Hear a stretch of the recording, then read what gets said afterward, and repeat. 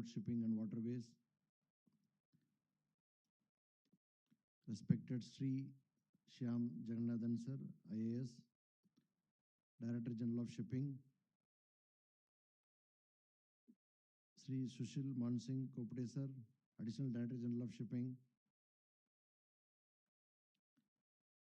Captain Santosh Kumar Darukar Sir, Principal Officer, MMD, Kandla, Captain PC Meena, Deputy Director General of Shipping, Crew Branch, Sri Mukul Datta Ji, our respected Sri Vijay Kumar Sir, Secretary, Ministry of Port Shipping and Waterways, address the gathering by a video message. And my colleagues, Captain Rajendra Poswal Sir, Surveyor in Charge, MMD, NIDA, and senior officers from the DG Shipping, Ras Mohammed Sir, Mate Sir, DDG, F&A, and various other distinguished luminaries, especially the principals of the Maritime Training Institutes, Captain Pankaj Sareen and Captain Surin Narang and Captain Kohli. So many, they are all stalwarts of the maritime industry who is driving this movement from the capital city of Delhi. And the RPSL companies, shipping companies operating from the northern India, fellow seafarers, senior officers, and my dear cadets, and the media.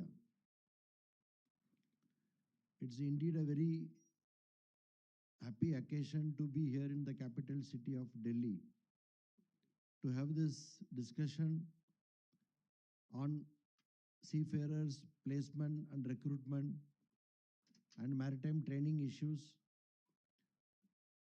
So both are closely linked.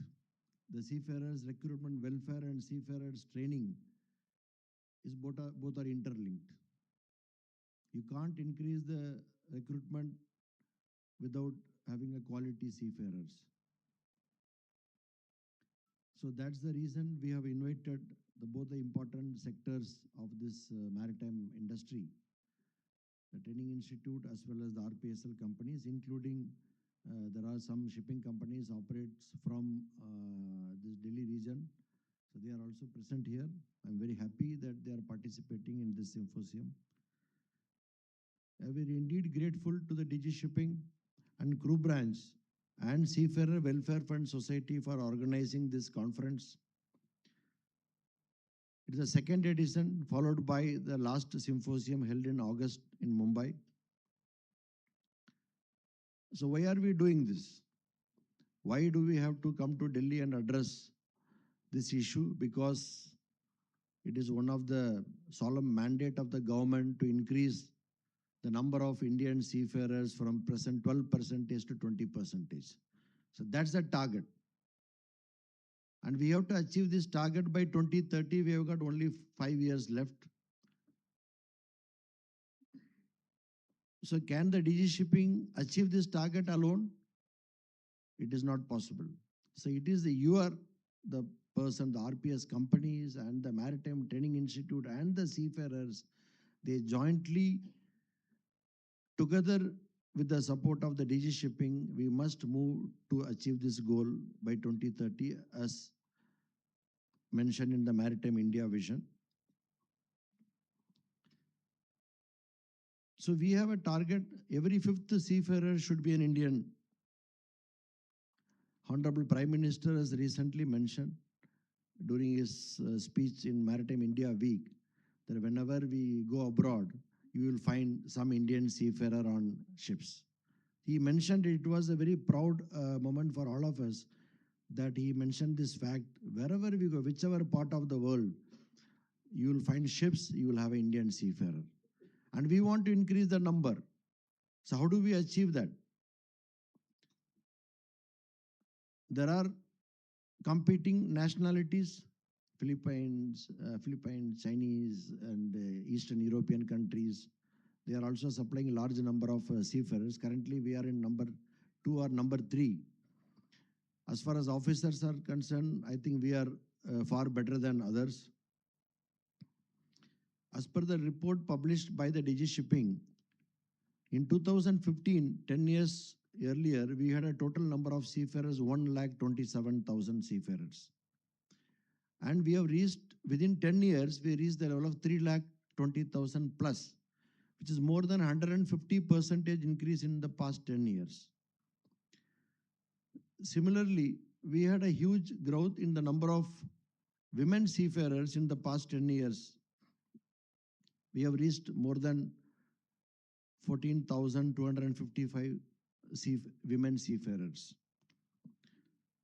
So you can increase the overall pool by increasing the number of women seafarers. So that is the reason government is promoting women seafarers. How could we achieve this?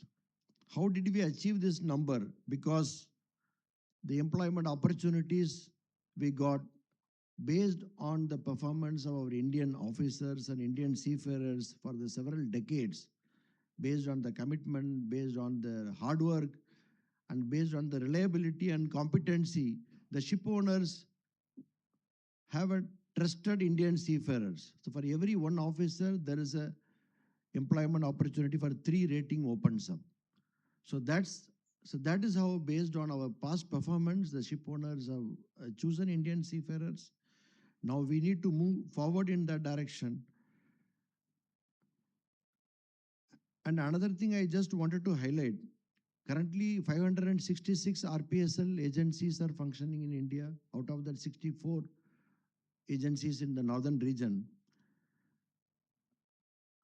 This performance, what we have achieved in last 10 years, it was purely by the effort of the RPSL companies and the maritime training institutes. So I think we must give a big round of applause for RPSL companies and the MTIs. Because of their hard work, because of their commitment, so we could achieve that growth. Now we are aiming much further. We need to achieve that same, what we achieved in last 10 years, we need to achieve in next 5 years. So for that, the basic minimum is we need to improve the quality. Without improving the quality, we can't compete because of the wage structure. It is not possible. Our Indian seafarers can be placed higher than other nationality because we can see that, yes, they are above others. How do we do that? That's the reason we have invited the Maritime Training Institutes here. And the seafaring is a toughest profession. It's a very safety critical industry. And Indian seafarers are known for their performance despite challenging environment, despite challenging condition. So we need to maintain that culture, maintain that competency level. We cannot lose the opportunities because of our reduction of the competency standards. So when I'm mentioning competency standard, it need not be only for officers, even for rating, even for a cook, even for a saloon rating. Everybody must improve their skill and improve their performance and to have a discipline. So the ship owner will automatically come to India, and there are many countries they are showing interest. I'm sure that our RPSL companies must take advantage of this environment which is present here.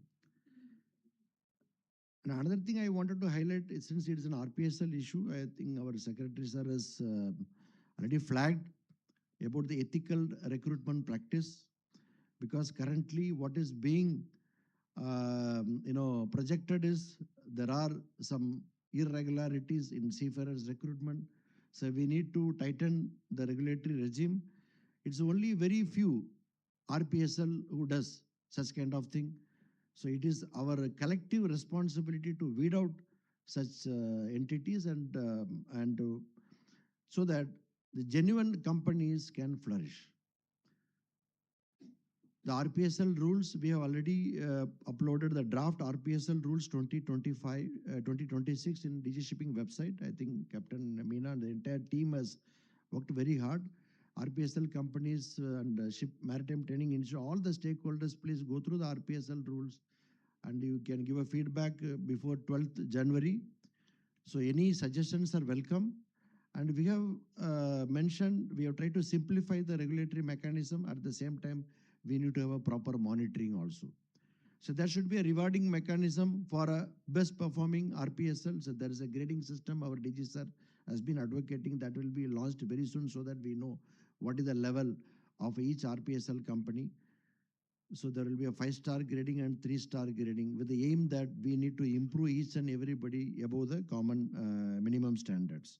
So that is already work in progress, and we will be, our Director General of Shipping will be launching that grading system very soon. So that the seafarer knows which company they can trust. So they can go there peacefully and without any problem.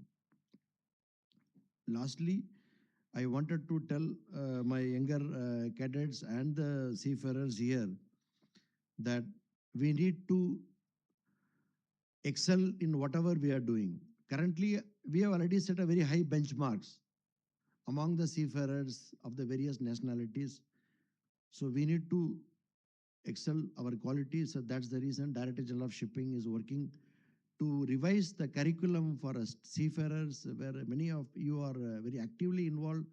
We are removing all the obsolete topics and trying to introduce the latest technologies, latest requirement which is required for the seafarers. So you are above the others.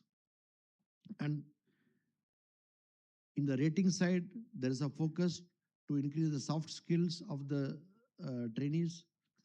Language skills, there is a request that they need to be familiar with other languages because there is a specific demand for working in a specific sector.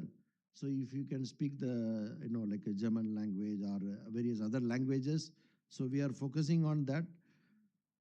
And IT skills. Now the ships are going towards more and more automation. Autonomous ships are developed.